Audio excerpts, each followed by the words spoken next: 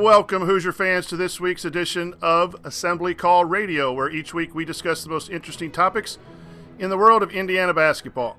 This is our 183rd edition of Assembly Call Radio, and it is our 638th episode overall of the Assembly Call, recorded on the evening of Thursday, August 20th, 2020. I am your host, the coach, Brian Tonsoni.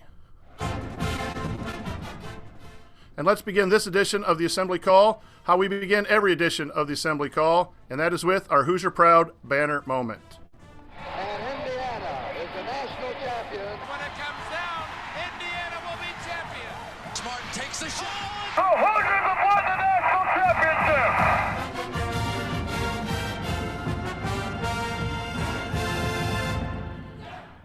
This week's banner moment occurred earlier this week when former Indiana standout Juwan Morgan gained a start for the Utah Jazz in the NBA playoffs. This is a great moment for Juwan and a reward for his hard work both in college and in the professional ranks. As an undrafted free agent, Morgan has worked his way through the G League and earned time with the Utah Jazz. This is great for the young man himself, but also provides a nice recruiting pitch for Archie Miller and staff. They coached Morgan for his last 2 years at Indiana. Morgan averaged 7.5 points per game as a sophomore and improved to over 15 points a game as a senior. The best attribute of his is his hard work and tough play, and Miller, in his short tenure, has now had 2 players enter the NBA. Romeo Langford also is getting an increased run for the Boston Celtics, and with Trace Jackson-Davis poised to move into the professional ranks, soon Coach Miller will be able to show future recruits that he can get players to the next level. Of course, he needs to lead the Hoosiers to more wins and also improve the offense to really get the Hoosiers in a good place with recruits and us fans. However, it is hard to find fault with Coach Miller's recruiting at this point. Let's hope Juwan and Romeo continue to find success, and let's hope that Indiana can continue to land top recruits and develop them into professional players. Okay, now let me introduce my esteemed co-host for this week's show. To my left, He'll have fun. Fun. The Hoosiers make the tourney again. Fun.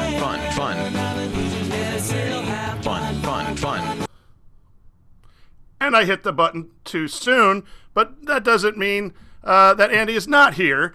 Andy, what is your bottoms line on the last week in Indiana basketball?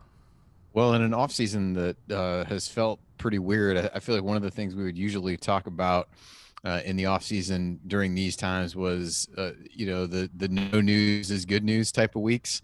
But while many things surrounding this offseason are still odd, I still kind of fall back on the we had a no news is good news scenario as students start to get to IU and things like that. And I think that's all you really can hope for at this point if you're holding out hope for the season. There's been some discussions on what the NCAA has a mid-September timeline, I think, to talk about what their plans are for the season. They've shown at least some willingness in conversations to be open to the bubble idea that we batted around a little bit last week. So, it's hard to feel wildly optimistic about really anything right now, but there are some positive vibes, at least from a college basketball perspective, and hopefully they can figure out ways to do that safely. I'm kind of pressing forward with looking at teams, thinking about bracketology. Maybe it's an act of optimism on my own part. I pre-ordered my copy of Blue Ribbon today, so I feel like many of the normal off-season things are happening. So hopefully that's a good sign for a season to come. But yeah, I kind of go with these days, and anything related to a sports team that you follow, no news is definitely good news. Andy, you bring up a good point. There were a few years where we'd have a lot to talk about because of off-season issues, and those it's good to have those go away. And the Blue Ribbon basketball preview is a must. No free ads, I guess, but I'm looking forward to getting that soon and reading up for similar reasons. And to my right, he runs one of the most beloved IU Athletics Twitter accounts, and he has one of the largest collections of IU memorabilia on earth. He is Chris Williams, better known as IUArtifacts. Any recent additions to your collection, and any face mask, IU face masks, going to end up going into yours, from players or coaches going to make your collection? I don't think I could stoop that low. I'm just enjoying the nice embroidered with the IU interlock seal that they sent out to to students and faculty. My wife got a couple, so those are nice. But I'm not that desperate. But I did score a couple 2002 Final Four bench chairs that IU used when they were down in Atlanta, which is kind of bittersweet because of the result. But those are pretty nice. But other than that, just trying to take it in and kind of adding on to what Andy said, being here in Bloomington and seeing the rush. I will tell you the university's done a really good job to handle the testing. They're using the athletic facilities in the parking lots for that. And students are wearing masks. There's been some footage about some major parties, but for the most part, people are doing their thing because they want to have some kind of level of normalcy in Bloomington this fall without football, but we'll see what happens. And I'm not holding my breath yet for basketball, but I'm trying to be realistically, optimistic, but also, who's going to, like Andy said, we don't know anything right now. Everything's kind of hanging on a thread every day. So, well, we mentioned off air that Bloomington needs to have students and people come visit. I need to come down to Bloomington, see your new place and your collection. As we see in your background, it looks quite impressive. So this week, here's what we're going to talk about. We have some Hoosier headlines. We're going to try to break the Big Ten into tiers. We have ideas now. Officially, the NBA entry deadline is over, and we're going to talk about that in segment 2, and we're going to take some questions in segment 3. All that is coming up here on Assembly Call Radio. But before we get to all that, a quick announcement. Please continue to support our friends at Home Field Apparel. They're doing a good job with their big new Saturday edition. Get your IU stuff first, and then expand out. The last 3 weeks, shirts have just been fantastic. If you collect college gear like I do, I'm waiting up to make one big purchase here down the road. But you can find them at homefieldapparel.com /assembly20, and you can use that, I believe, to a promo code to get a discount. They're really good. So thanks to them for all that they do. So here are some Hoosier headlines. We have no updates on the assistant coaching position.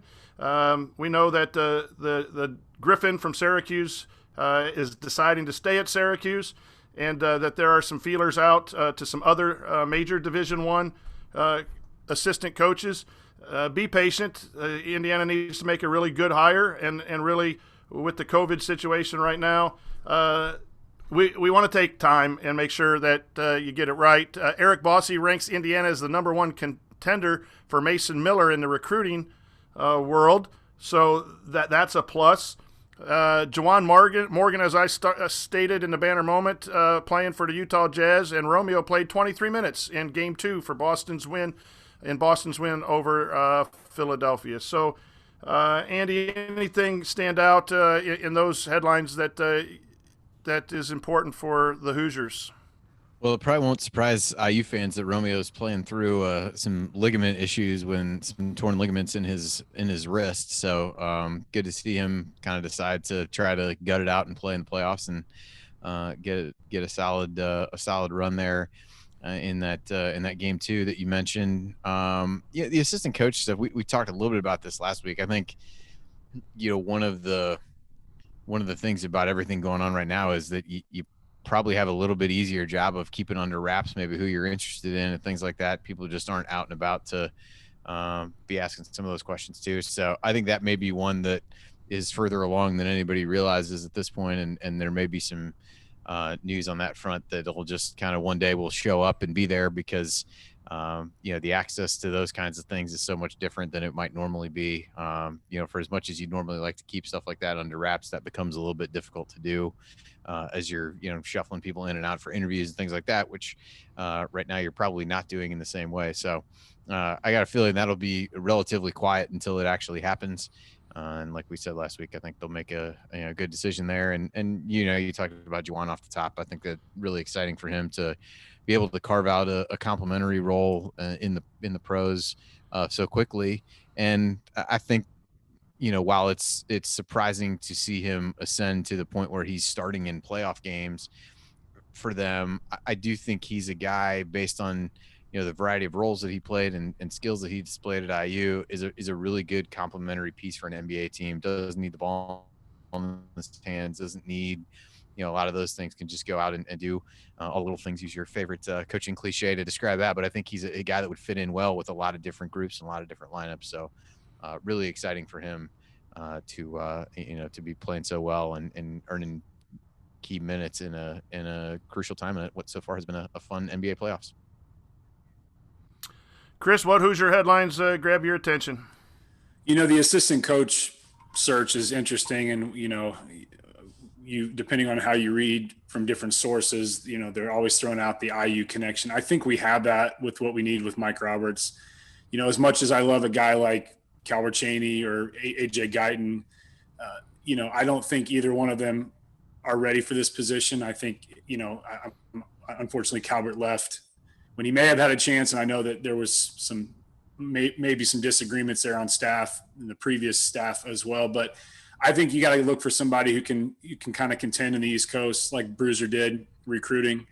I love the fact that Mike Roberts is here. So I'll be interested to see where they go in that direction. Hopefully it's somebody young and energetic and who's ready to do what they need to do to bring the talent, continue to bring the talent in. But it's interesting about the NBA situation that Fran Fraschilla tweet that was out a couple of days ago when he talked about, the kind of under the radar players that were at IU, like Juwan Morgan and OG and Victor, and how they came in kind of not dazzling recruits by any means. And what they did here at IU, both, under Crean and under Miller, depending on who you're talking about, it's amazing to see how much talent from IU teams we see in the NBA doing really well. And, we're not even talking about guys like Thomas Bryant, who, game in and game out is doing really well. And Noah Vonleh, who's a name that a lot of people kind of forget about, because he was just here a year. And then, Cody Zeller and obviously Romeo. So it's just good to see, our program so well represented in the pros overall. The headline for me is Mason Miller, number one, and then trying to figure out, I'm not a recruiting guy, and I read up a little bit on it. Can he and Kaufman play together is a question that I have, and I've heard that they can, that Miller's more of a 3 and Kaufman's a 4. But it's always good when your school gets mentioned as to be a number one. And then, I don't know how serious this is, but, with the season's up in the air, even a high school, we hope to have a high school season. Our team's supposed to be really solid this year. But you got a couple guys like Duncombe and Kaufman that some people are saying might come to Indiana if there's no season, high school season. It might come and take a green shirt, gray shirt, whatever, red shirt for half a season because of the open recruiting spots. And I don't know how serious that is. I don't know if I'm repeating something that's just been bandying about, but I did see it, and it is an interesting thought. But that's months away, obviously, because decisions on high school. They're better served staying and playing high school basketball, in my opinion, to get game reps.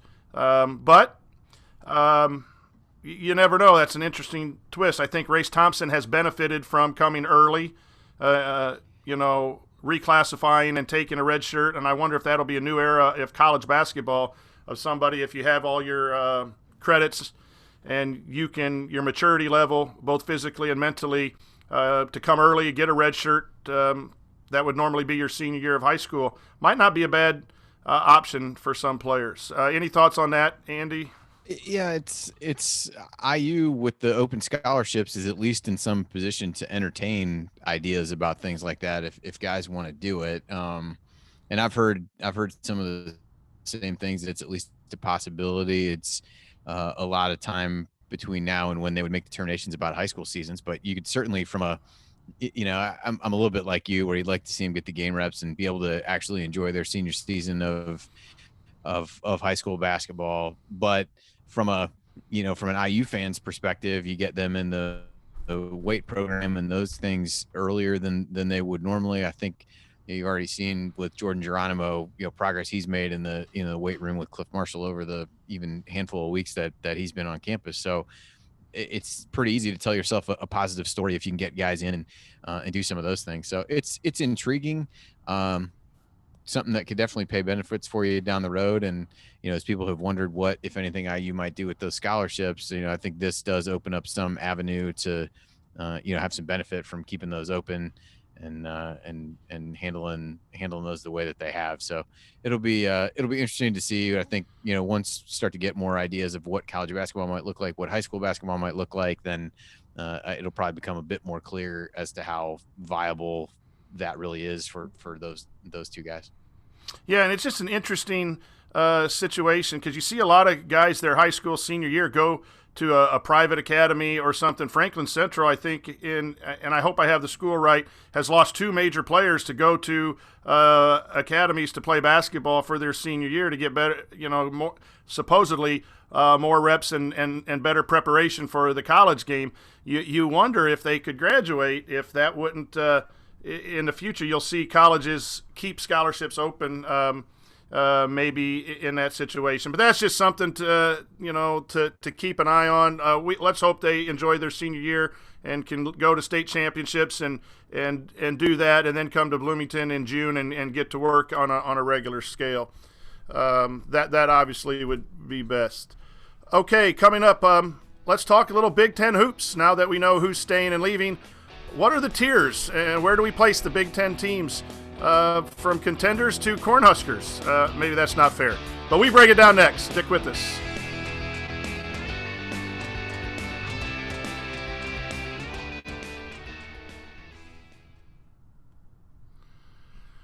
$16.35. Yeah, I definitely am a little bit intrigued by the thoughts of these guys going, but it also is kind of like it would be bittersweet in the sense that it would mean they would have almost had the decision made for them by other circumstances. But yeah, it's just football does it. You go spring, you graduate early and go to the spring, and football gets there for spring practice. You wonder if some of these kids will do more what Race did and say, you know what, I played 3 years of high school, I'm a high-level player, instead of going to IMG or something like that for my senior year, I'll just take a redshirt year and go lift weights and play college basketball. It's done wonders for him. So, I mean, yeah.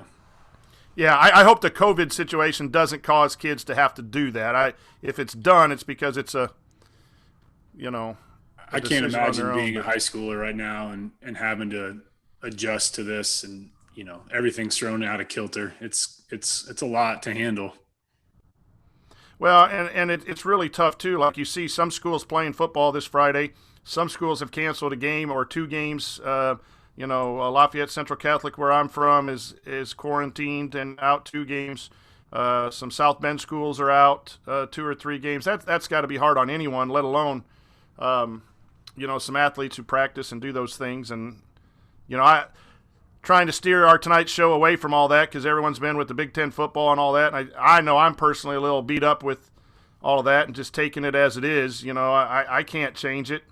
My mom doesn't feel like flying to the Big Ten headquarters, so she can't argue on my behalf.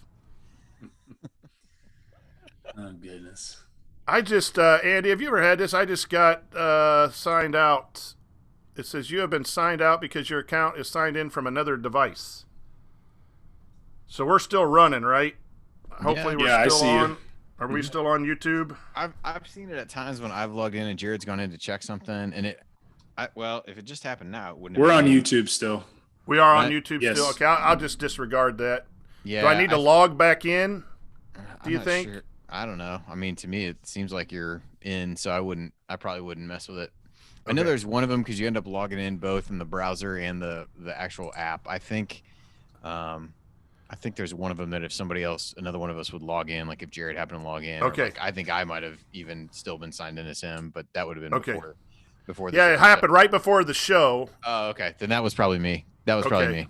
But yeah, it seems like everything's fine. So okay, so we're still running. Yeah, I signed right out and still. Yep, that was you then. So maybe Jared is checking up or spying on us or something, making sure we're. Yeah, it would have been me because I think when I first went to do it, I was still signed up from last week from hosting. So. All right. There for a while, usually one of the kids had something on it for school, so I would inherently have to sign out before I would within the week anyway, but not this week. What's up, chat mob? I hope everyone's doing all right.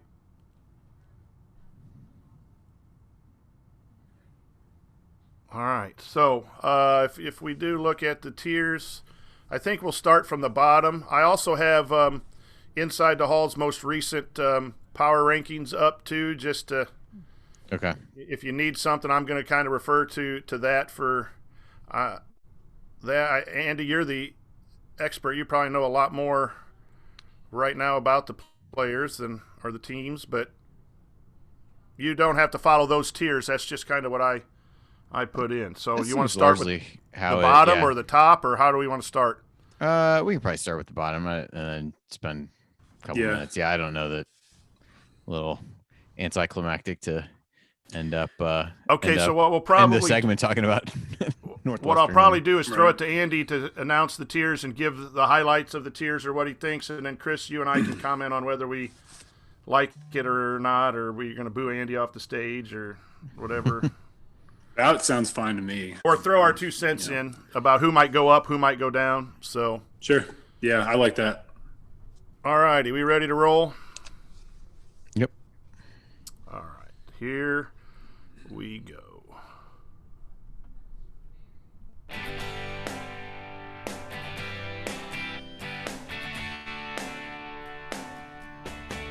This is Verdell Jones. What's better than an epic buzzer beater, the full court dribble, and perfectly placed pass to set it all up? And of course celebrating with Hoosier Nation afterwards. So join Jared, Andy, Ryan, and Coach on the assembly call after every IU basketball game. Go Hoosiers.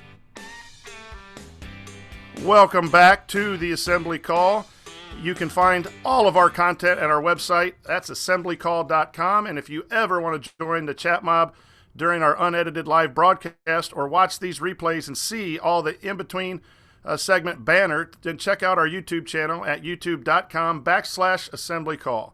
I'm the coach, Brian Tonsoni. I'm here with Andy Bottoms and Chris Williams, a.k.a. IUArtifacts. And we're going to talk a little Big Ten basketball here in segment 2. We pretty much know who is staying in the NBA draft and who's coming back. And of the 14 teams, I think there are at least 4 tiers of teams and teams within each one that could possibly fall back or maybe even move up if you're a second or third tier. And so, guys, let's start with the bottom and work our way to the top. Andy, if you had a bottom tier of Big Ten teams coming into this season, who would they be besides, is it just Nebraska or is there someone else that you would add in a bottom tier? Yeah, I mean, it feels like Nebraska is the obvious choice. They're by far the lowest in Bart Torvik's site. So for whatever that's worth, they're pretty low. I mean, it's just another offseason with Fred Hoiberg where you overhauled the entire roster, basically with transfers. They've got, Kobe Webster coming in from Western Illinois. They got Trey McGowan's from Pitt, although he might be I think he's waiting on a waiver. I think the waiver stuff will be really interesting to see what the NCAA does with that this year, but they don't really return a great deal. They get Teddy Allen from the JUCO ranks. He used to be at West Virginia, but I just think there's so much turnover. They were not good last year. So to project them as anything other than the last team there is probably false. And then you kind of look at, to me, the next two would be Northwestern and Maryland. And, Northwestern doesn't lose a ton. They lose Pat Spencer, the lacrosse guy who came in and played well for them. So there's some continuity there that I think is good with some of the young guys that they bring back. And Maryland is, a pretty deep fall, but they lose Cowan and Jalen Smith. And they now have a bunch of guys who are in complementary roles that now need to step up.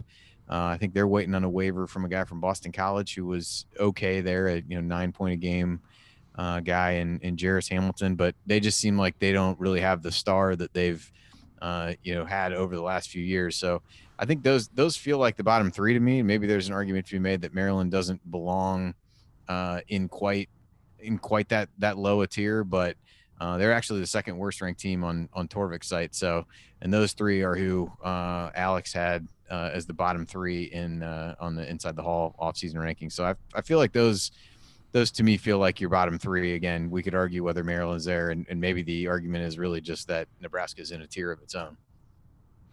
Chris, we were at the IU Maryland game, and one Jalen Smith kind of acted a little bit out of control there at the end, right towards our side, and we weren't too happy. So I had Maryland a little higher in the next tier up, but can totally understand and totally root for them to be in the bottom, as Andy said. Your thoughts on the bottom tier of the Big Ten? Yeah, you're looking at, I could say Nebraska is a dumpster fire right now. I think is an accurate depiction. I think what the whole Kobe King situation doesn't help it, and then like Andy was saying, you're trying to establish some kind of program with a completely revolving door is just not possible. And Northwestern, it's hard to say what's going to happen because Collins, they had the high point in the NCAA tournament, but then it's kind of been a free falling since then.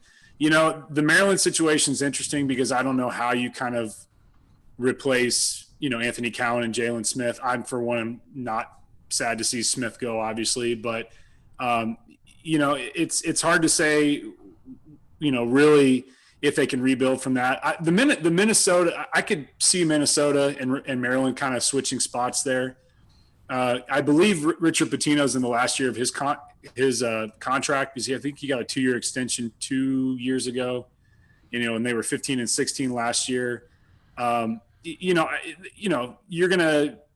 You lose Daniel Oturu. That's a big loss in Minneapolis, and I could see them rallying behind their coach, or I could see them fall flat and have another losing season, and that could be the big one. I could see maybe flipping with Maryland, but I'm fine. I agree with Nebraska and Northwestern, but maybe flipping Maryland and Minnesota.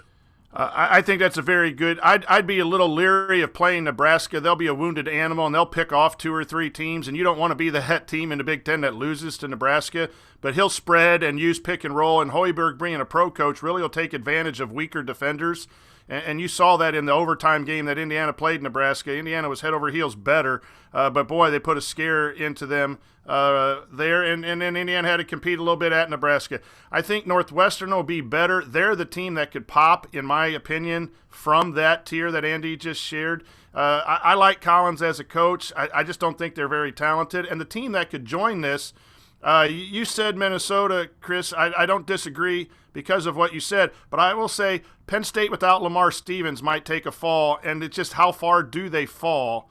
I think they do play hard, but Chambers is coaching. So it might be a situation where, they join Maryland down at that bottom tier, or they replace Maryland in that bottom tier. Okay, so you have 3 teams. You have Maryland, Northwestern, and Nebraska in the bottom tier. The next tier up, let's say the C-level team or C-level tier in the Big Ten, are they all mixed together, or do you have a B? Is it CBA level, or do you have 4 levels? Andy, what's the next grouping of teams in your opinion? I think the next 2 that stand out are the ones that you guys mentioned, and so in Minnesota and Penn State, and then Purdue's probably the next one that's in there as a question mark. Minnesota, losing Oturu, Chris, as you said, is obviously a huge loss. Marcus Carr decided to come back, so they've got him and Kalsher in the backcourt, but otherwise they don't have anybody that scored more than 3.5 points a game come back. They could be really dependent upon waivers. They've got a big guy from Drake, Liam Robbins, that they like to get a waiver for, and then a guy from Utah. I think you say his name, Both Gok. I know there was a lengthy discussion of that on the CBS college basketball podcast. I forget, they use so many different pronunciations. I forget what the actual correct one is, but I think having both those guys would be big for them. So they had Jamal Mashburn Jr. for what that's worth, to make you feel a little bit older.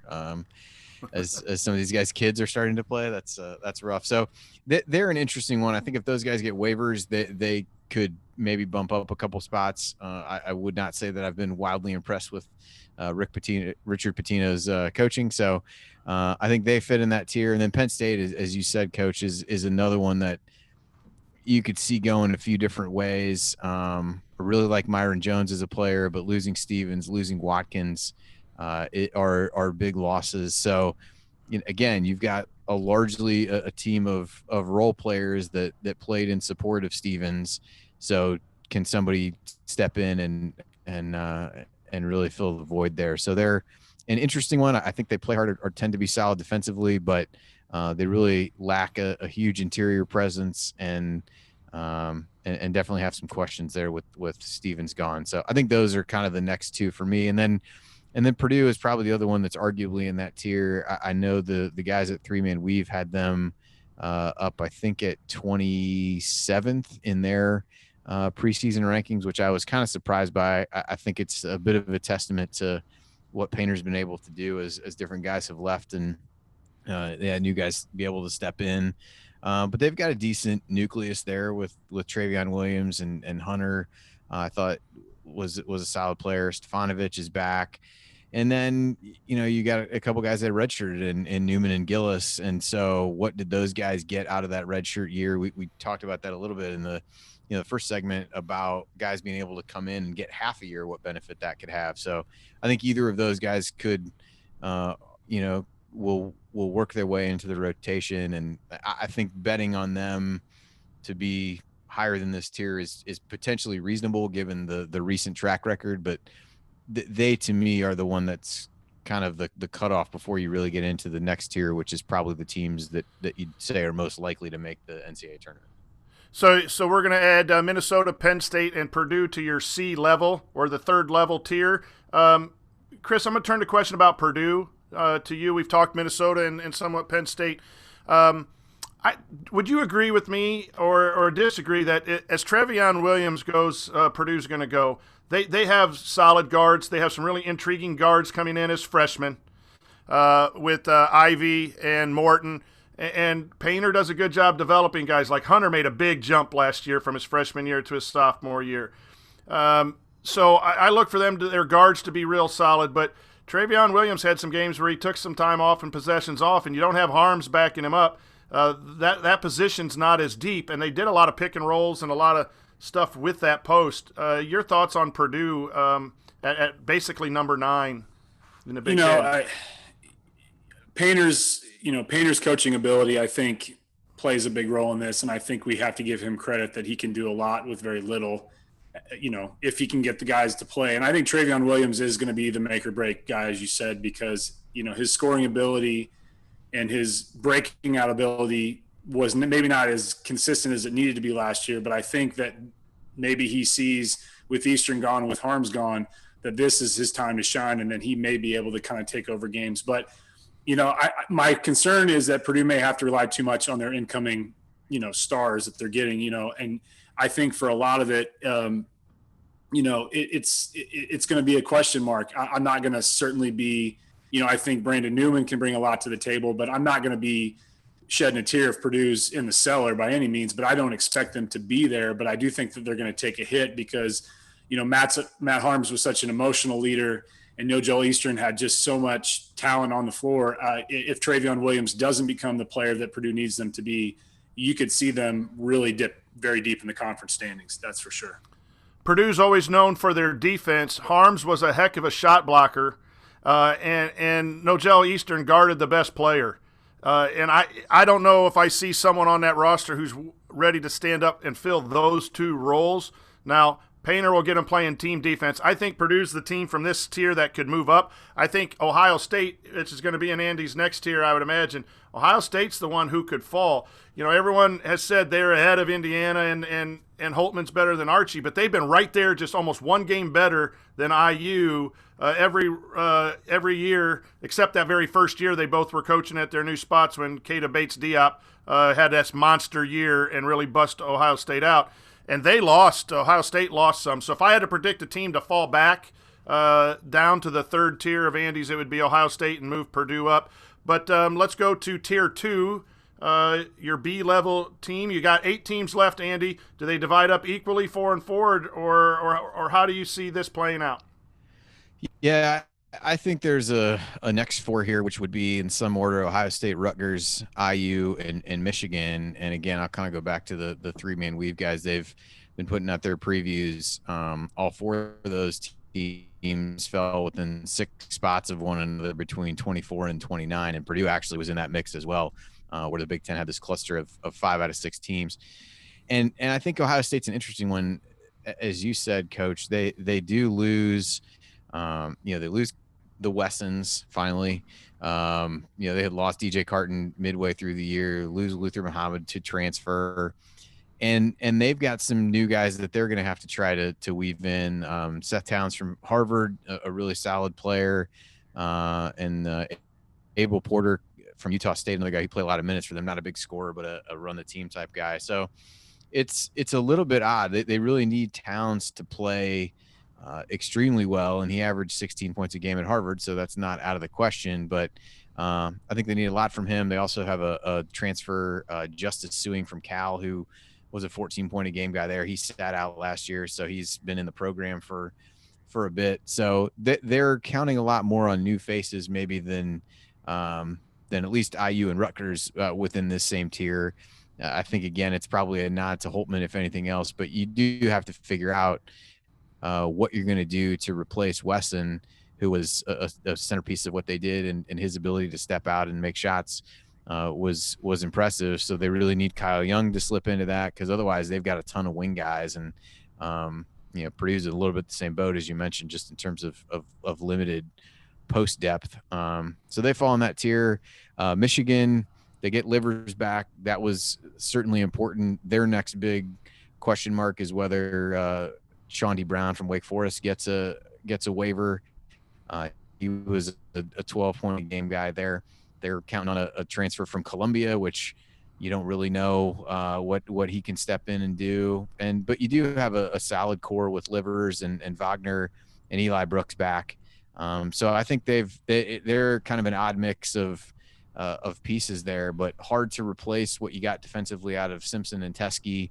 I think that becomes really difficult to figure out how you replace that as you're bringing new pieces in. So I think they might be the team for me that could fall a tier lower, maybe more so even than Ohio State. And you got IU, who returns almost everybody. As we talked about, you lose Devontae, you lose Justin. We've talked all off season about IU, so I don't need to tell anybody the pieces that are in place there. And then Rutgers brings pretty much everybody except Yeboah back. So you got Geo Baker and Ron Harper Jr. and a number of guys who scored 6, 7, 8 points a game. So I think that becomes really intriguing. They're one that may be under the radar hurt as much by potentially not playing home games with fans as anybody, in terms of what their record has been at the RAC over the last handful of years. But this tier feels to me like pretty solid, reasonable projections to be NCAA tournament teams, but probably not challenging for the league championship. So you have Indiana in here, you have Rutgers, Michigan, and who am I leaving? And Ohio State in those four. Chris, I'll throw this question to you. Where does Indiana fall in this tier? If this is the tier where they're going to fall, are they going to be fifth? Are they going to be sixth, seventh, eighth? In your mind, what teams are they better than that Andy just mentioned? It's intriguing because I think Rutgers to me is the biggest. Can they continue to play up to the level they did last year? They got a really good freshman coming in, and Cliff Omoyuri, I believe his name, the center. That was a big steal for them. So, I worry about Geo Baker. I worry about Ron Harper Jr., who's just clutch as can be against us, I know, and play solid. And Miles Johnson. I don't know. I think that I could see us probably in the 6 region area. I think Michigan could take the biggest dip. They lost out on that recruit that went to Arizona State. I think his last name was Christopher. That was a big snub for them. But with Levers coming back, I don't know. But can you do much besides those two? I'm not sure. I would say I would probably put a 6, and I'm honestly thinking maybe putting Rutgers at 5 there. So 5, and then us at 6. The Ohio State thing is interesting because they're returning a lot of the role players. Like Musa Jallow is going to be a senior. I don't know where the scoring is going to come from there. Wesson kind of was able to take control of the game by himself. They don't really have that down low. They don't have an established post presence that's going to be able to do the things that he did and also step outside and shoot the 3. I don't know. I think that if Ohio State does not find reliable scoring, they could really take a big dip. Even if they have some veterans returning, where's the scoring going to come from? Because you lose quite a bit with Caleb Wesson. it's been talked about a lot with IU, but are you going to find the complementary players consistently for Trace? Is that going to be the difference with us being at the 6th position at that tier versus 8? I think a lot's going to come down to it, but I do think that Rutgers could be a contending factor. But I do agree with Andy that, you're 18-1 last season at the RAC. How are you going to do if, there's a bubble situation? How are you going to play if you don't have that home court advantage that willed themselves to so many wins during the season? That's a big question mark. It's an interesting tier because there's been discussion all off season about which team is better, Ohio State or Michigan, for that 5-6 spots. And some people say Ohio State's better. I tend to be a little different than you guys. I think Livers coming back pushes Michigan. The concern I have for Michigan is I don't think they guard as well as other teams. And then Xavier Simpson running all that pick and roll that they like to run. So I see where you guys are coming, and you've diluted my view of the Wolverines coming into tonight. I was going to say the Wolverines might be a team that moved up a tier, but I'm backing off that right now because you guys and your expertise on that. But I'd like to look up, and maybe I should have prepared more for today, but defensive numbers. Ohio State guard play is important. The one thing I feel good about Indiana is they're going to have multiple point guards. And you look, the 2 Michigan teams are losing very good point guards, and they're going to have to bring someone new in to run the show. Indiana's got Rob Finney, hopefully at full strength, and then Christian Lander also capable of playing the point, and you have a dominant center. So I think Indiana moves up this tier. I think they're going to be hanging out in 5-6, but I would say Indiana and Rutgers might be the 2 teams that could pop and move up. And so, Andy, that leaves 4 teams for your top tier. Who's going to be the best of the Big Ten? I mean, I lean toward that obviously leaves Iowa, Illinois, Michigan State, and Wisconsin. And I'd probably put Wisconsin first, as much as anyone who listens to us regularly would admit that it pains me. But they basically return everybody from the team that they had toward the end of last season that was really playing well. They got a couple solid big guys in Reavers and Potter, and then experienced guards in Davison and Trice. Throw in Aleem Ford, and you got 5 guys who are scoring 8.5 points a game, which is important. They really only lose Brevin Pritzel, who was there, but I think they've got other guys that can step into that spot. So I gave them the nod just from a balance standpoint. Iowa is the one that's the lightning rod, I think, for a lot of people, where many people have them in the top 5 in the country. I think that's you can look at the offense and get really excited about that, and you just got to figure out like how good can they really be without improving their defense a lot more than they've shown the ability to do over the course of these last handful of years. So they may have the most efficient offense in the country when it's all said and done. It's just a matter of if they find somebody that can slow them down a little bit, are they able to guard well enough? So they are. You're starting to see a few people who are down on them, maybe a little bit more than others. Again, I'll kind of reference the 3-man weave guys that they have them. They actually had Michigan State, Iowa, and Illinois all back to back over the last few days.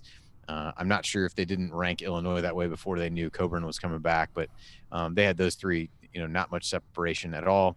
Illinois, you get back Io and Coburn.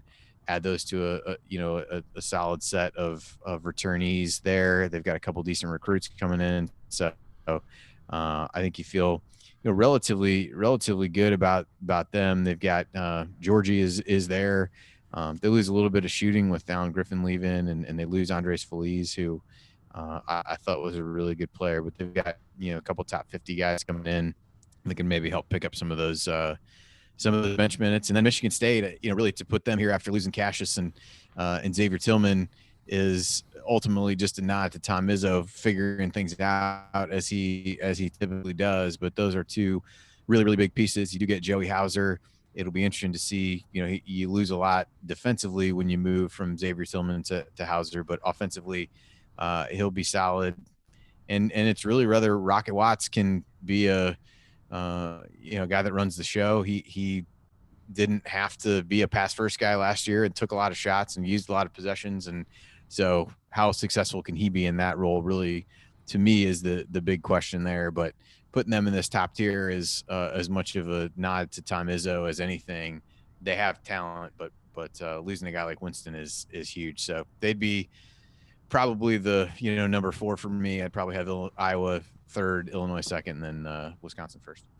Chris, who's your Big Ten championship as you see it, champion as you see it tonight?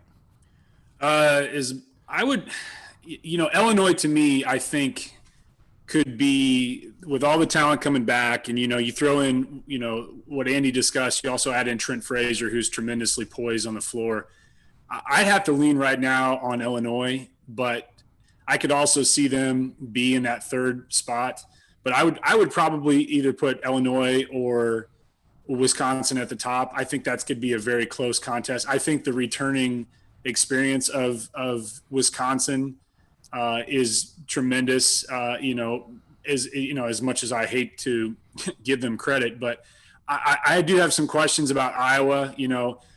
Bohannon's ability on the floor coming back, that's going to be interesting to see. I mean, Garza's self-explanatory, but I think a lot of times it'll be interesting to see how teams defend him, if they're going to try to double him up more, and what that's going to do to allow for more outside shooting.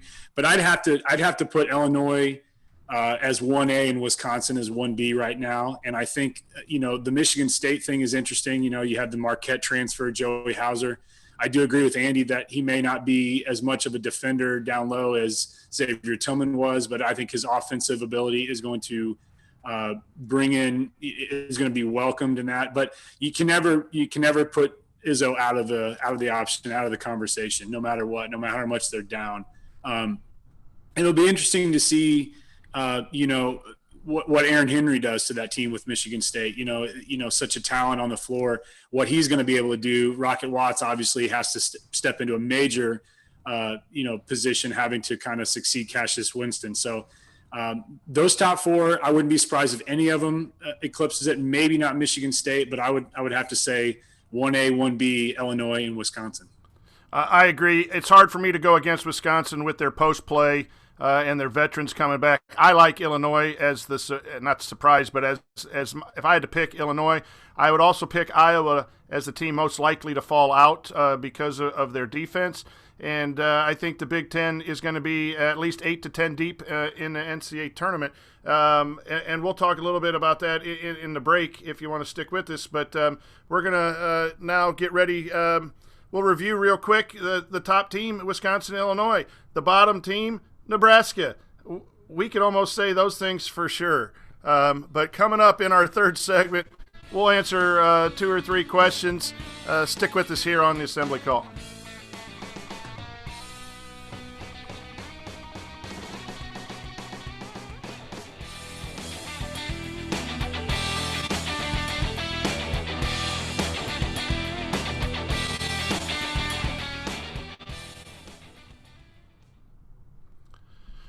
All right, gentlemen, we're at 43:29, so we got about 6 minutes in segment 3.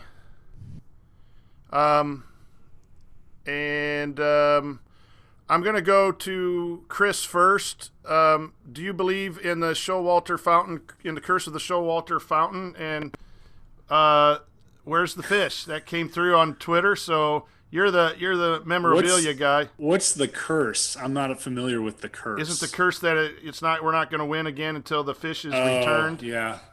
From 87. Okay. All right. So do you believe in that? Then there was some talk about the bubble. We've kind of stayed away from a lot of that. It's a good question, fair question. A bubble in Orlando for the the tournaments, the Maui, Atlantis, putting them all in one spot. Your thoughts on that? And then the last one was some pessimism on Trey Kaufman, speculation or truth. I've actually heard the opposite on Trey Kaufman. I've heard a lot of positives, so we could hit that one last and real quick. But I like those first 2. If you guys are all right with that. Yeah, and nice. If you need a filler, I think that question that you talked about beforehand about venues, if we have time, if you need, we could probably do that right afterwards, or we could probably do that right now. Doesn't matter. Yeah. Just save it. We can do it after if you want. Sure. Okay, let's do the venue question. Back pocket if we need it. That's fine. We'll do that. All righty. So about 6 minutes. I'll put time in as needed in the chat. Okay.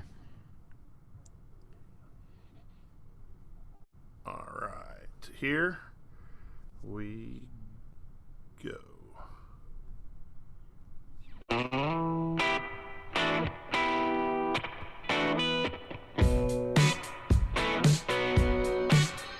This is Jordan Halls, and I never miss a shot or an episode of the Assembly Call. Welcome back to the Assembly Call. I'm Brian Tonsoni here with Andy Bottoms and IUArtifacts, Chris Williams. Remember, you need to be subscribed to our email newsletter. We send out a weekly IU News Roundup. Even during the off-season and after every game, we send out a detailed post-game analysis. Just text IU to 66866 or go to assemblycall.com. That's IU to 66866 or go to assemblycall.com.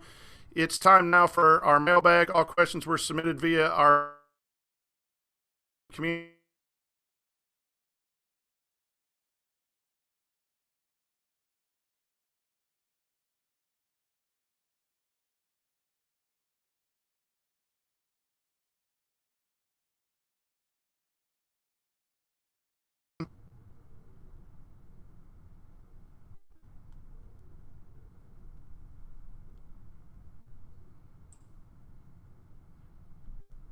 Chris, you were muted.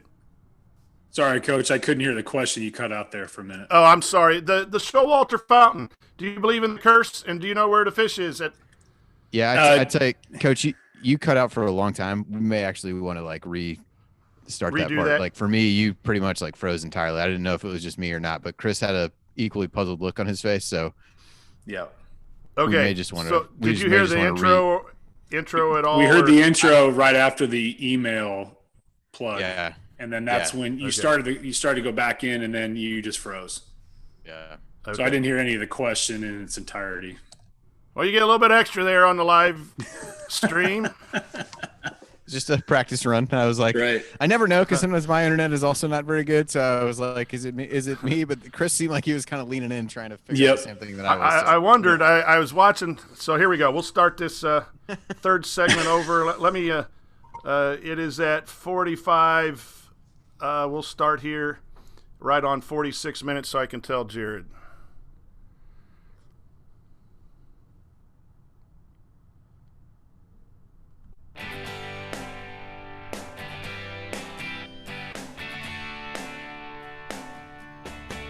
This is Verdell Jones. What's better than an epic buzzer beater? The full court dribble and perfectly placed pass to set it all up. And of course celebrating with Hoosier Nation afterwards. So join Jared, Andy, Ryan, and Coach on the Assembly Call after every IU basketball game. Go Hoosiers. Welcome back to the Assembly Call. I'm Brian Tonsoni. I'm here with Andy Bottoms and IUArtifacts, Chris Williams. Remember, you need to subscribe to our email newsletter. We send out that newsletter every week. We send a IU News Roundup. Even during the offseason and after every game, we send out a detailed post-game analysis. Just text IU to 66866 and go to assemblycall.com. That's IU to 66866 or go to assemblycall.com. It's time now for our mailbag. All questions were submitted via our private IU basketball discussion community, assemblycall.com/community. This first question comes from Ed. I'm going to send this over to you, Chris. Do you believe in the curse of the Showalter Fountain, and do you know where the fish might be residing these days? The infamous fish, I do not know of its location. I certainly do not have it among my items. I'm sure that was long gone before I even started collecting, and I'm not sure where it is. But the curse, no, I don't believe in it. The lore of the fountain is obviously a good discussion, and I know there were many people that had their enjoyment after the '87 championship. But I don't believe in it. But hopefully that the next time when we win our next national title, we can all go down there and kind of rid the curse, but not steal the fish and not destroy Venus while we're at it. So, I was in the fountain in 1987, and I may or may not know about the disappearing fish. We're just going to throw that out there. So, we're going to move on to our next question. It comes from Jeff. There is some talk in the last 48 hours of using Orlando as a bubble facility for the early season college basketball tournaments, Maui, Battle for Atlantis, etc. Andy, would you be in favor of an idea of moving those tournaments to one spot because no fans could attend if it meant the season could start on time or a slight delay? Would you like a bubble for those off-season tournaments?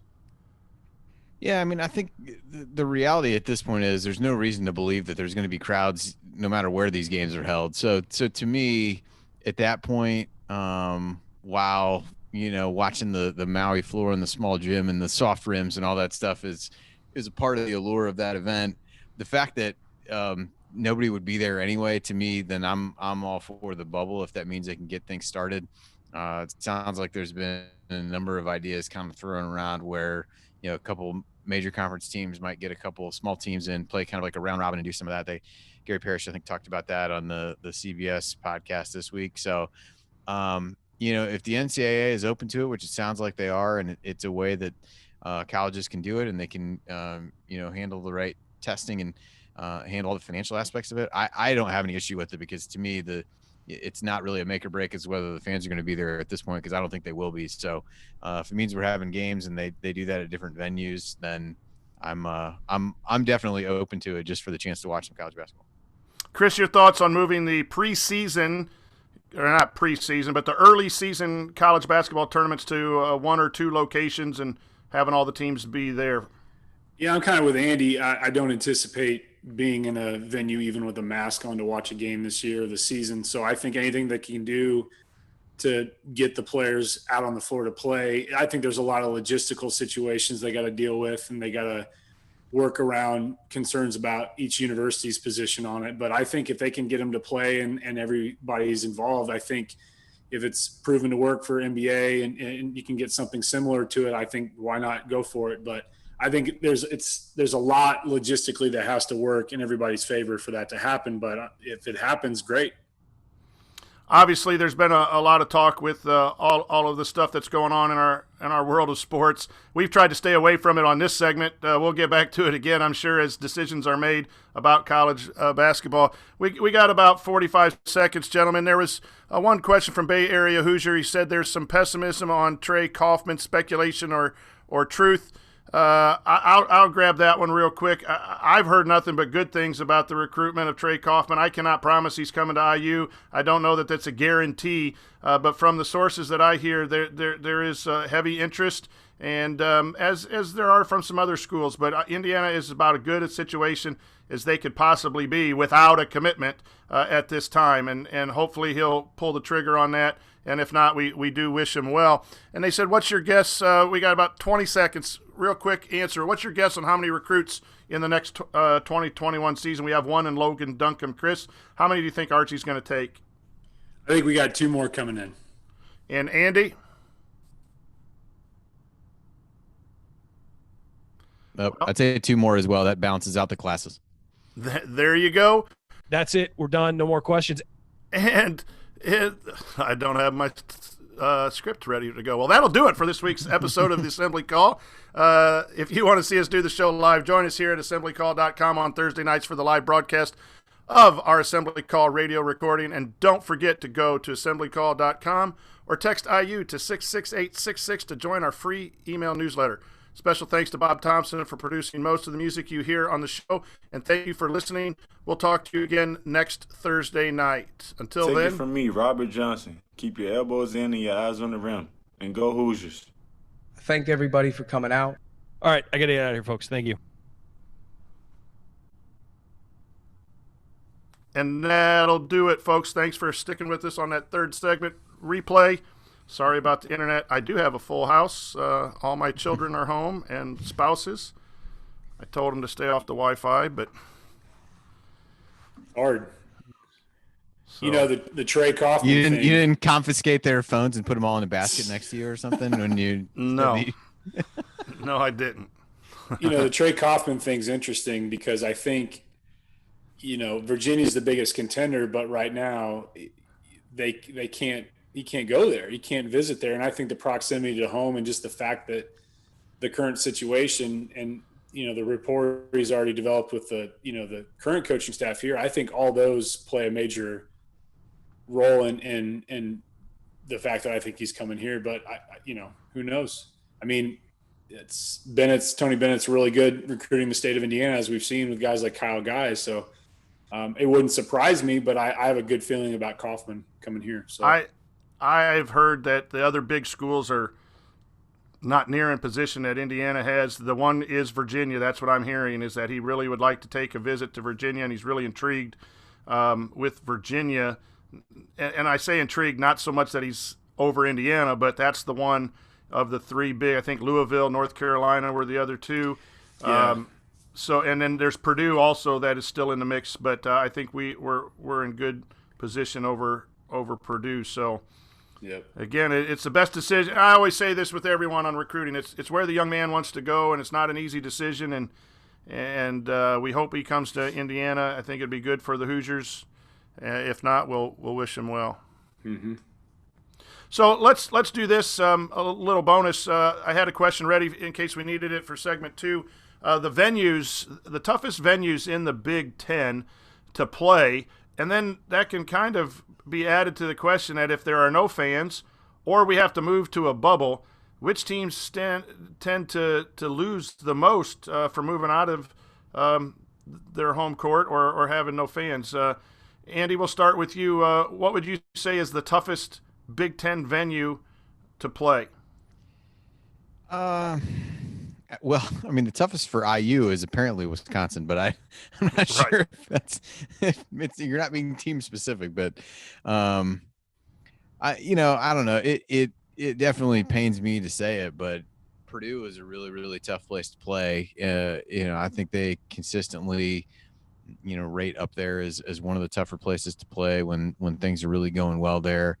They show up early. They're loud. You can attest to that from covering games there. So I think that's one. I think the Breslin Center has been one that has always been really thought of up there as well, just because you got everybody so close to the floor when you have that. Those would be the couple that stand out. I mean, whoever, Wisconsin, I think has certainly been difficult for IU. I don't know that it's inherently difficult. I think some of the difficulty there is their style of play. Probably some arguments to be made for the officiating by IU fans and things like that. And we talked about Rutgers and the RAC. I mean, I remember watching them play games there when they were back in the Big East, and just a small place really gets rocking. They got behind that team a ton last year. So I probably would say Purdue first and maybe Michigan State second. But I think Rutgers is kind of a sneaky one there. Chris, your thoughts on venues? We were talking about people on the floor, and it reminded me of the old rec hall at Penn State where the fans were like right on the edge of the floor, and that made me think about that. But the Kohl Center, we don't have a great track record there. I think Michigan State, I think that one still kind of has our number. I think the barn just messes with us. I think the floor setup messes with us. I think, honestly, though, of all the venues that I would want to visit that I haven't been to, the barn would be at the top of the list just because of the fact that it's historic and it's the oldest venue that I'm aware of still using the Big Ten, and the fact that all these other modern facilities that are much bigger, and I think that just brings in a level of coolness to it. But I think I would say the barn and then the Kohl Center probably. And obviously, Mackey is Mackey. And, if you've been in there as a fan, it's rocking, and it's even with our toughest teams, our better teams, we still have to kind of get beyond those early minutes of adjusting to playing in that kind of environment. Yeah, I think those three, Purdue is just incredibly hard to play.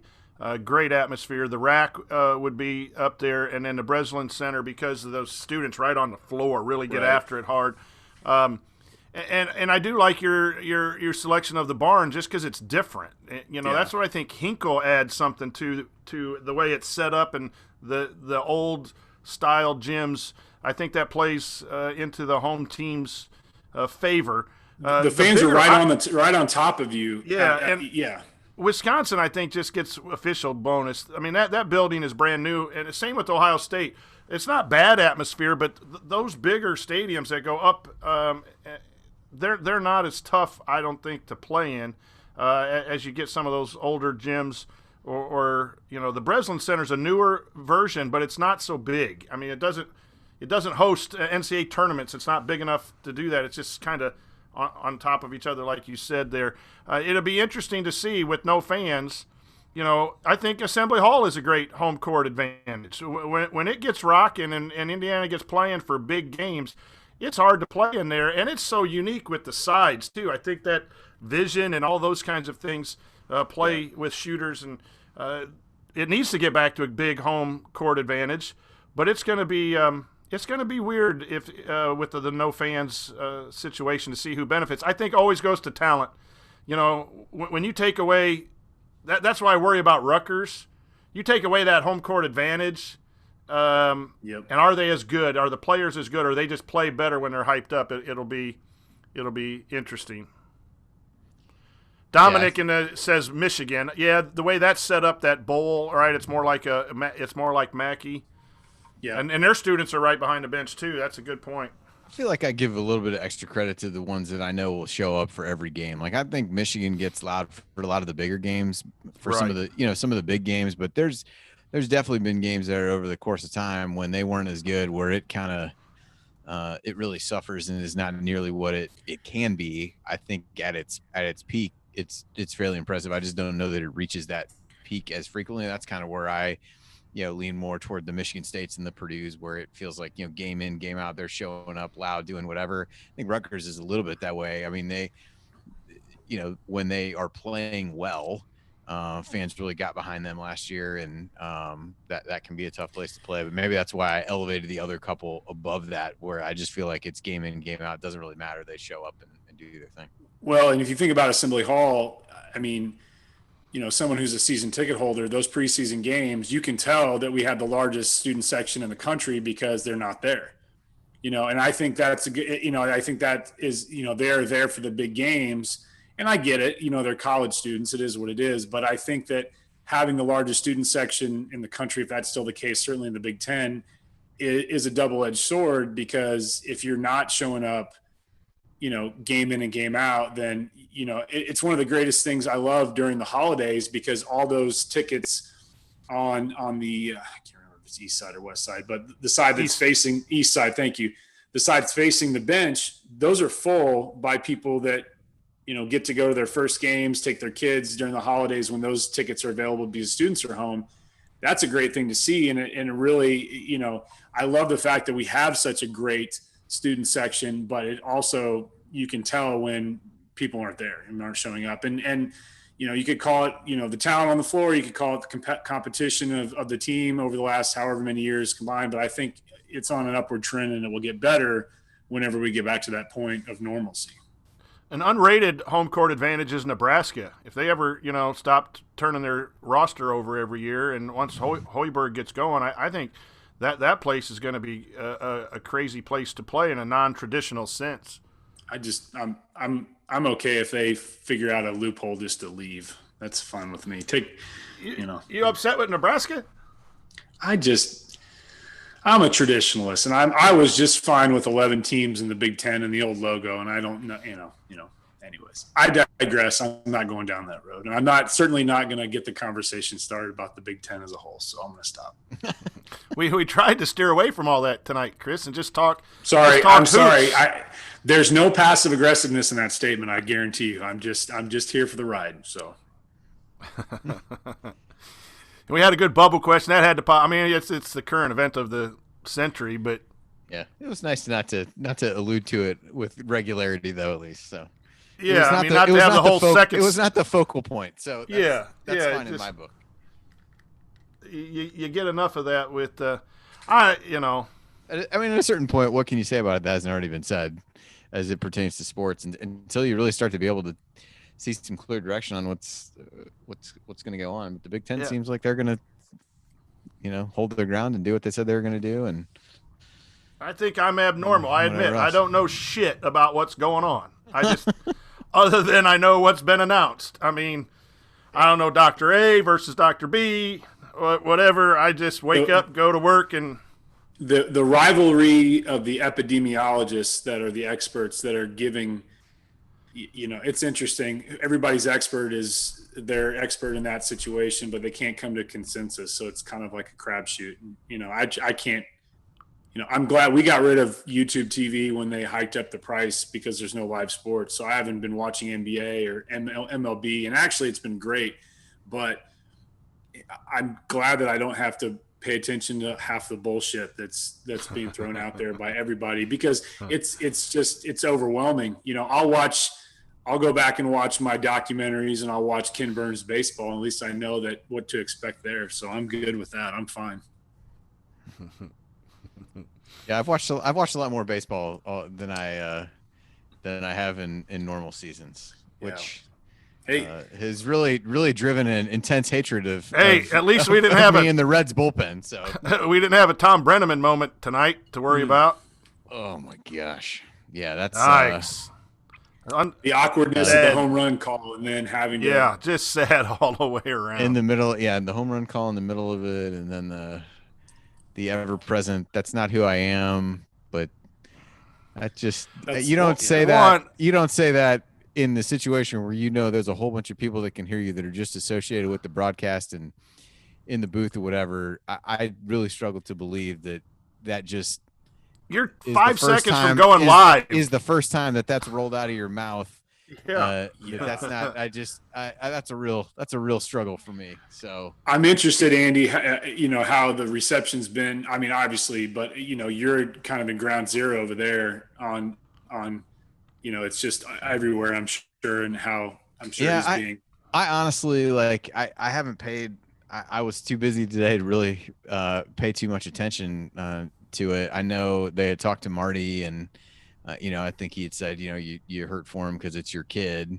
But he was, Marty Brennan was an institution here for years and years and years. And so I think it makes it even a little bit more difficult for people to hear and kind of deal with. But I honestly, I probably will a little bit later here this evening, but had enough going on today that I didn't hear too much about what was being said around town about it. And different things like that. And just kind of a bad situation all the way around. Like I said, I just don't know how you can kind of talk your way out of it. That's not, a term that you would use with, again, at least some regularity. So I struggle with that part of it. And, but he knew right away that he'd really messed up, and he didn't sugarcoat it either. He said, this might be the last time I put on the headset. So he knew the severity of it. And somebody was mentioning that there was a connection. There was a rewatch of some game, IU game, and Brenneman was on the call. And it was just the irony of that game being – I can't remember. Somebody was on Twitter. I saw somewhere where, a rewatch, or they found a game where that was being shown or highlighted, and it was Brenneman calling the football game. It had to have been like sometime in the 90s. But the irony is just too much. Yeah. So – it'll distract everybody from David Bell's coaching decisions and the fact that who he decides to use in the bullpen and not. So, for him, maybe it's a positive. Although they've had their fair share of COVID-related scares as well for a time or two here and there. So, but I've definitely watched more of that and that kind of stuff. But we did not abandon the YouTube TV after the price increase. I considered it, and then I looked at some of the others and I was like, is it really most of the others aren't that much different. We had PlayStation View for a while. That one went under, and so we haven't. Hulu's not bad, but I'm a dumb butt. I pay for the Direct TV. We've done just that call them, threaten them to leave when it's time. That's what I always did, is threaten to leave, and then force them to give you the best rate. Hang up on them. Be rude. I'm a sports junkie, and their sports programming has me just reeled in. What's funny is I haven't missed it. I have CBS All Access for a month. I've been on these. It sounds terrible, but I've just been renewing like free months with different. I have like 11 different emails, so it's coming in handy here. But I've had Hulu free for like 6 months, like the regular Hulu. But having the PGA back has been all I really have needed. But I haven't watched any NBA or really much baseball, and I'm okay with it. I'm sure I'll hit a point where I'll be on a frenzy and have to start rewatching old basketball games again. So I don't know. Here's I'm a big better, $1 bet at a time. I thought I was betting Cam Davis for first round leader at 350 to 1. I bet it Cam Smith instead. And who won the first round today is Cam Davis. I would have hit. Oh, my gosh. Oh, I don't even know. Where are they right now? I don't even know. They're at the playoffs in TPC Boston. Oh, that's right. The FedEx it's already playoffs. The playoffs. Yeah. Man. I've been spending way too much time studying PGA. I'm just ready for Augusta. I don't care if the fans are there. The music, all I need is the music, and I'm good. If you know Cam Davis and Sepp Straka, my life has not been too exciting. It's getting rough. Yeah. I know the 123rd ranked golfer in FedEx Cup. You're on it. I need some sports back. Mm-hmm. Jeez, oh Pete. My tailgate bar is in my basement. That needs to go down to Bloomington. It's going to be a while before that gets down to Bloomington. Coach, just come. We can tailgate in my yard. Might have to. Just come. We can just sit out in the yard and tailgate. Put a tent up. I think I'm going to do a remote assembly call from Jay Horry's basement. That would be good. There you go. It's one of those times when he's doing a brisket or something. I'll just go down there and take my microphone and there you go. Eat his food, drink his beer, and call it a night. There you go. That sounds like a plan. All right, everybody, stay safe. Always a big part of my week. Get a little hit of goodness. Absolutely. All right. Good luck. Those already back in school, those going back to school, around campus. Everybody stay safe. And Chris, thanks for joining us. And yeah, thanks for having me. Anytime. Yep. We'll talk to everybody next week. I better shut off the YouTube thing, huh? Oh, there you go. All right, sounds good. See ya. All right, I'll talk to you guys later. See you guys. Take care. See you, Coach. See ya.